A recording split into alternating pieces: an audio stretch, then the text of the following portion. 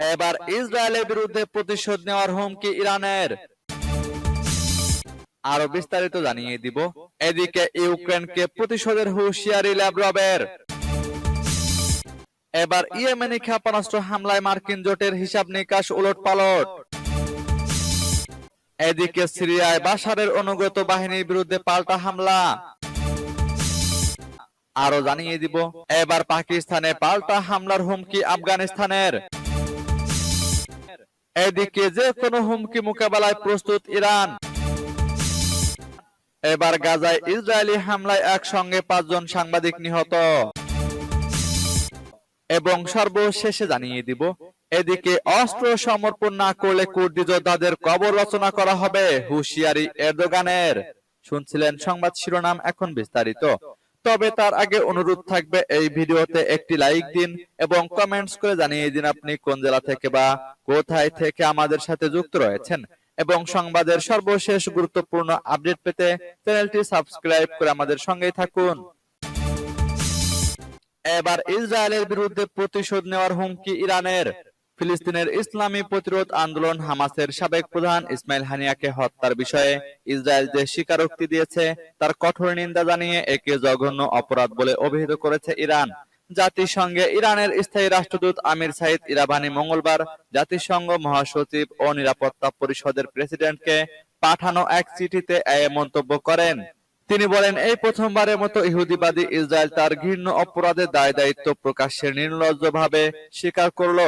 এই স্বীকারোক্তির পর ইহুদিবাদী ইসরায়েলের সন্ত্রাসবাদ এবং আগ্রাসনের বিরুদ্ধে কার্যকর পদক্ষেপ নেওয়ার বিষয়ে আন্তর্জাতিক সম্প্রদায়ের দায়িত্ব বেড়ে গেল।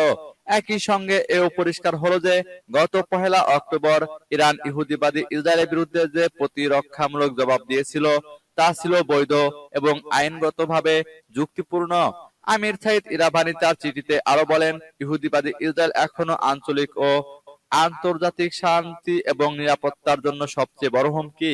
আন্তর্জাতিক আইন লঙ্ঘন করে ইহুদিবাদী ইসরায়েল যে অপরাধযোগ্য চালিয়ে যাচ্ছে এবং মধ্যপ্রাচ্য অঞ্চলকে অস্থিতিশীল করে তুলছে তার বিরুদ্ধে শাস্তিমূলক ব্যবস্থা নেওয়ার জন্য জাতিসংঘ নিরাপত্তা পরিষদের প্রতি আহ্বান জানান ইরানের এ রাষ্ট্রদূত। এদিকে ইউক্রেনকে প্রতিশোধের হুঁশিয়ারি ল্যাভরভের। রাশিয়ার পররাষ্ট্রমন্ত্রী সের্গেই ল্যাভরভ রুশ ভূখণ্ডে সন্ত্রাসী কর্মকাণ্ড চালানোর বিরুদ্ধে কিয়েভকে সতর্ক করেছেন। বুধবার রাশিয়া টিভি চ্যানেলে প্রচারিত 60 মিনিটস অনুষ্ঠানের এক সাক্ষাৎকারে ল্যাভরভ চলমান ড্রোন হামলার নিন্দা জানিয়ে বলেন, কিয়েভ সরকার ইচ্ছাকৃতভাবে বেসামরিক লক্ষ্যবস্তুতে হামলা চালিয়েছে। এটি জঘন্য এবং সমস্ত সন্ত্রাস বিরোধী কনভেনশনের সরাসরি লঙ্ঘন। ল্যাভরভ হুঁশিয়ারি উচ্চারণ করে বলেন, এ ধরনের পদক্ষেপ রাশিয়ার পক্ষ থেকে ক্রমবর্ধমান নিষ্পত্তিমূলক প্রতিক্রিয়া সৃষ্টি করবে। রুশ প্রতিরক্ষা মন্ত্রণালয় জানিয়েছে, বিমান প্রতিরক্ষা বাহিনী 24 ও 25 ডিসেম্বর রাতে ইউক্রেনের 59টি ড্রোন প্রতিহত করেছে। এর আগে শনিবার কাজানে আবাসিক ভবন ও একটি কারখানায় হামলা চালানো হয়। সৌভাগ্যক্রমে এই হামলায় কোনো হতাহতের ঘটনা ঘটেনি, যদিও এটি উল্লেখযোগ্য সম্পত্তির ক্ষতি করেছে।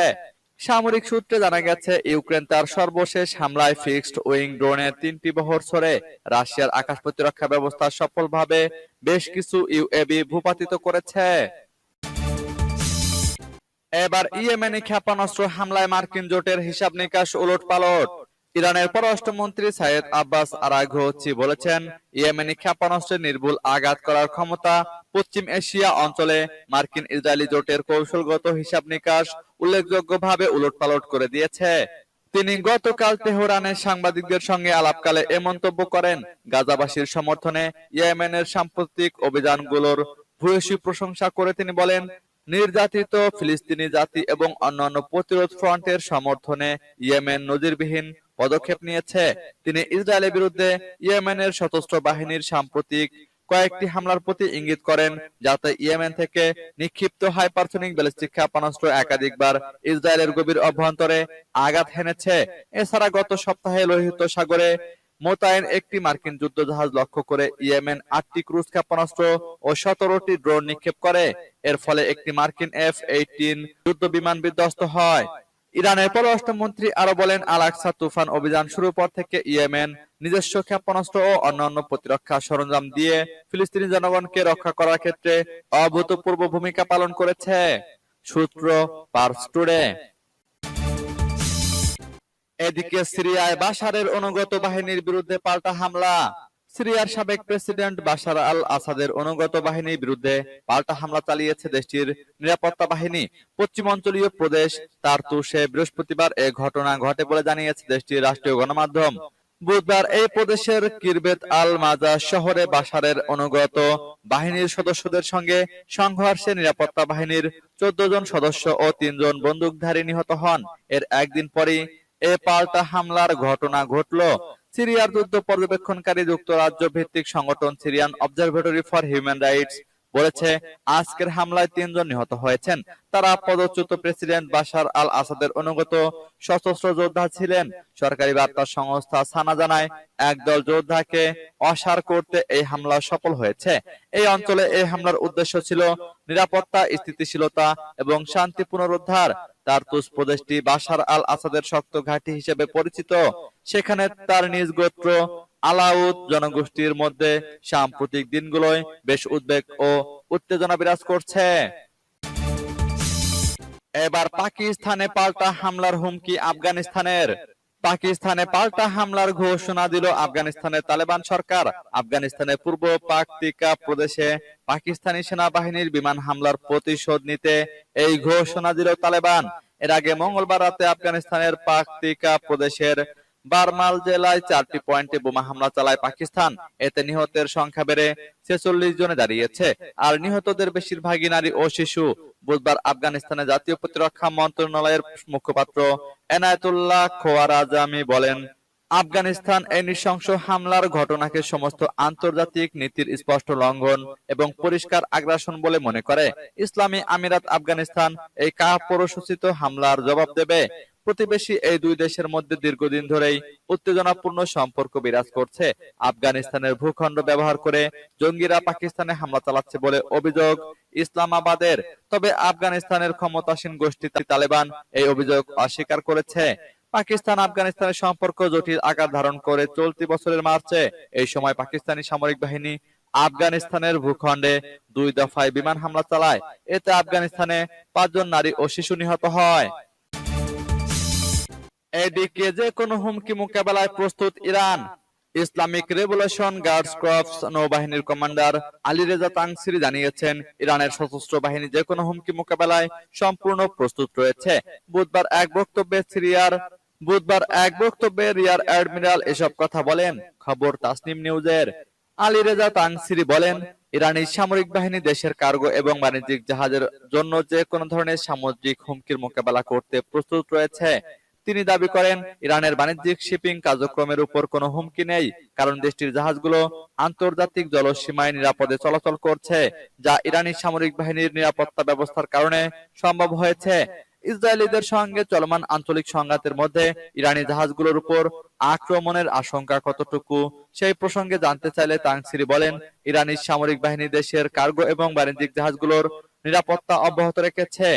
তিনি আরো বলেন, আল্লাহর রহমতে আজকের দিনে শিপিং রুটে পূর্ণ নিরাপত্তা রয়েছে এবং এটি আমাদের সামরিক বাহিনীর প্রস্তুতির একটি প্রমাণ। এবার গাজায় ইসরায়েলি হামলায় একসঙ্গে 5 জন সাংবাদিক নিহত। ফিলিস্তিনের গাজা উপত্যকার মধ্য অঞ্চলে একটি হাসপাতালের পাশে ইসরায়েলের বিমান হামলায় 5 জন সাংবাদিক নিহত হয়েছেন। ফিলিস্তিনি কর্তৃপক্ষ ও সংবাদ মাধ্যম এই খবর জানিয়েছে। এই 5 জন সাংবাদিক ফিলিস্তিনের আল কুদস টুডে চ্যানেলে কাজ করতেন। নুসাইরাত শরণার্থী শিবিরের কাছে অবস্থিত আল আউদা হাসপাতালে এক অনুষ্ঠানের খবর সংগ্রহে গিয়েছিলেন তারা। এ সময় তাদের সম্প্রচার গাড়ি লক্ষ্য করে বিমান হামলা চালায় ইসরায়েলি বাহিনী। বৃহস্পতিবার সকালে আল জাজিরার সংবাদদাতা আনাস আল শরীফ এসব তথ্য জানান। হামলার সময়ের একটি ভিডিও ফুটেজ দেখা গেছে। 5 জন সাংবাদিককে বহনকারী গাড়িটিতে আগুন জ্বলছে। সাদা রঙের গাড়িতে লাল হরফে বড় করে প্রেস লেখা ছিল। নিহত সাংবাদিকেরা হলেন ফাদি হাসৌনা, ইব্রাহিম আল শেখ আলী, মোহাম্মদ আল্লাদা, ফয়সাল আবু আল কুসমান ও আইমান আল জাদি। আল জাজিরার আনাস আল শরীফ জানান, নিহত আইমান আল জাদির স্ত্রী আল আউদা হাসপাতালে তাদের প্রথম সন্তানের জন্ম দিয়েছেন। তিনি স্ত্রী সন্তানের জন্য হাসপাতালের সামনে অপেক্ষায় ছিলেন। হামলায় 5 জন সাংবাদিক নিহত হওয়ার ঘটনায় ইসরায়েলের সামরিক বাহিনীর পক্ষ থেকে তাৎক্ষণিক কোনো প্রতিক্রিয়া পাওয়া যায়নি। এদিকে অস্ত্র সমর্পণ না করলে কুর্দি যোদ্ধাদের কবর রচনা করা হবে, হুঁশিয়ারি এরদোগানের। তুরস্কের প্রেসিডেন্ট রিসেপ তাইপ এরদোগান বলেছেন, সিরিয়ায় কুর্দি সশস্ত্র যোদ্ধারা হয় অস্ত্র সমর্পণ করবেন, নয়তো তাদের কবর রচনা করা হবে। সিরিয়ায় স্বৈরশাসক বাশার আল আসাদের পতনের পর থেকে তুরস্ক সমর্থিত সিরিয়ার যোদ্ধা ও কুর্দি সশস্ত্র যোদ্ধাদের মধ্যে বৈরিতা চলছে। এর মধ্যে গতকাল হুঁশিয়ারি দিলেন এরদোগান, বাশার আল আসাদের পতনের পর থেকে কুর্দি মিলিশিয়া ওয়াইপিজি কে বিলুপ্ত করতে বারবার জোর দিয়ে আসছে তুরস্ক। ভবিষ্যতে সিরিয়ার মাটিতে তাদের কোনো জায়গা হবে না বলেও দাবি করেছে দেশটির সরকার। এখন সিরিয়ায় শাসন ক্ষমতার পালা বদলে দেশটির প্রধান কুর্দি সশস্ত্র গোষ্ঠীগুলো বিপাকে পড়েছে। প্রেসিডেন্ট এরদোগান পার্লামেন্টে তার ক্ষমতাসীন দল একে পার্টির আইন প্রণেতাদের বলেন, বিচ্ছিন্নতাবাদী খুনিরা হয় তাদের অস্ত্রকে বিদায় জানাবেন, নয়তো সিরিয়ার মাটিতে অস্ত্র সহ তাদের কবর দেওয়া হবে। এরদোগান আরো বলেন যে সন্ত্রাসী সংগঠন আমাদের কুর্দি ভাইদের মধ্যে রক্তের প্রাচীর তৈরির চেষ্টা করছে, আমরা সে সংগঠনকে নির্মূল করব।